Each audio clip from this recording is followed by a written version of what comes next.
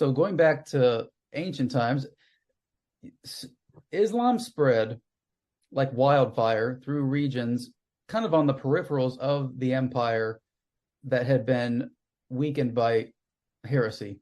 Right. And is it now, when I say, I've told people before, oh, Islam is basically just repackaged Nestorianism. They go, oh, that's not quite true. Islam, they think Jesus, they think, he ascended. But basically, the golden legend, the medieval legend that says that Muhammad was supposedly a Catholic cardinal that was not voted as pope, and so to get vengeance, he turned to Nestorianism and concocted pretty much because to me, Islam achieved what the Jewish revolutionary activity could not.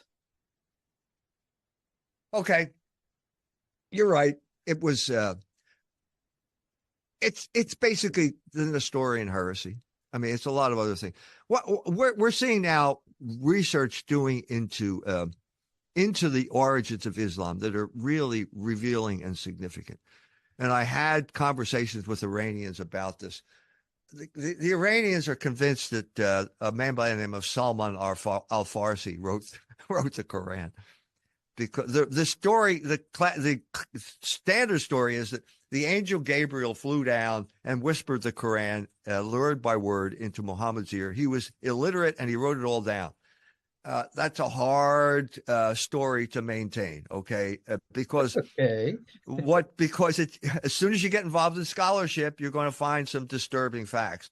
So at one of the times I was invited to Iran, it was actually a writing contest, where they wanted me to write an essay about the first surah of the Quran. Well, I didn't know anything about the first surah, so I called up my friend who was the head of the Islamic Studies program in the University of Warsaw, and he said, it's a Syriac Christian prayer. Well, okay, it is, okay? And so what you're seeing is this emergence, how this really happened. Gabriel Said Reynolds, a Notre Dame professor, has written a number of good books about the sources of the Quran. And basically, the story that he tells is that you've got the Arabian Peninsula, which is inaccessible. It's all desert. Nobody goes there. A tribe of Arabs. Nobody's ever heard of these people before. And then that's one group. And then you have the Hijaz, which is the shoreline of the Red Sea. And that's where they speak Syriac. And the gospel spreads according to ships, basically, because you can't get through to these places.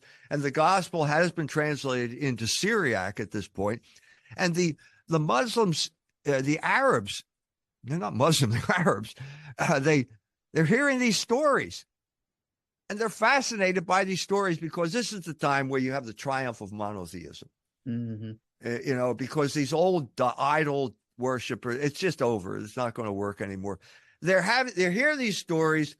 The Bible has not been translated into Arabic. It's only been translated into Syriac. It's related, but it's exactly the type of thing where you hear enough that you're intrigued by the story, but you can't get the story straight because you don't have the language. And not only that, you don't have the categories because you're speaking a Semitic language and they don't have philosophical categories in that language. So now you have a gospel that says, when St. John brings the two traditions together, he brings Greek philosophy and Hebrew history together in the Gospel of St. John, which begins in Greek, en arche en ha logos. In the beginning, there was logos, kai logos en pros theon, and logos is with God, kai logos en theos.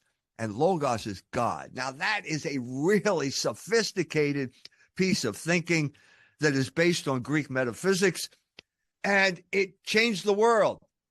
Now, I'm saying that there is no way that an Arab can understand this, but it's got great stories. If you focus on the Old Testament, like that story of David and Bathsheba, I mean, she must have been one hot chick, and he sleeps with her. It's a great story. He gets in trouble with his, and so what they do is they try and come up with their own version. That's called the Quran. So in the Quran, you can't translate logos. We don't even know what logos means because Our word is in the beginning, there was the word. That's what we read when we read the Gospel of St. John. I read that my entire life. I didn't know what it meant until I studied Greek.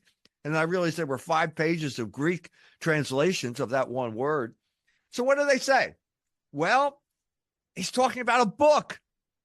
A book is something you can hold in your hand. You have to listen to people who have a very concrete language. If I can hold it in my hand, I understand it. And the whole point, by the way, of Logos Rising is getting away from this concrete thinking to abstract thinking, epitomized by the word logos. Heraclitus is the first one who really broke away from the pre-Socratics in that regard. So it's a book. Oh, I get it now. There's a book in heaven, and that book is the Quran. And that's what we're talking about now. I think that this is the way they had to interpret a concept that they had no categories to understand. The concept is logos, it gets turned into a book. There's also the story of the Eucharist. Well, that gets turned into a flying table. There's a flying table in the Quran that brings meals around because it's got to be concrete, because if it's not concrete, the Arabs don't understand it. That's what happened here at the origins of the Quran.